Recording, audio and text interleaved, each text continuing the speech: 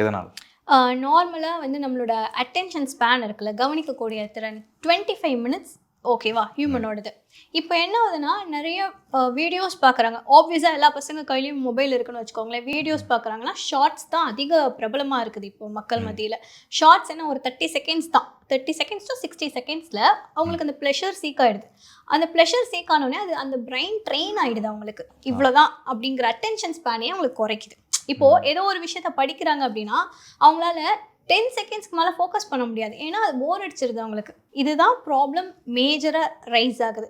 இப்போ பசங்களை பொறுத்த வரைக்கும் பார்த்தீங்கன்னு வச்சுக்கோங்களேன், எக்ஸாம்ஸ்க்கு ப்ரிப்பேர் பண்ணுறாங்க அப்படின்னா இதில் நிறைய விஷயத்த நம்ம பார்க்கலாம். ஒன்று இந்த அட்டென்ஷன் ஸ்பேன், இன்னொன்று என்ன அப்படின்னா ஃபியர்.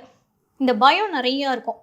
பயம் அப்படிங்கிறது 2 விதமாக பார்க்கலாம் நம்ம. ஒன்று நல்லது பண்ணும், பயந்து நான் படித்து நல்ல மார்க் எடுப்பேன். இன்னொன்று என்ன பண்ணுன்னா பயந்து பதட்டமாகி சொதப்பிடுவேன்.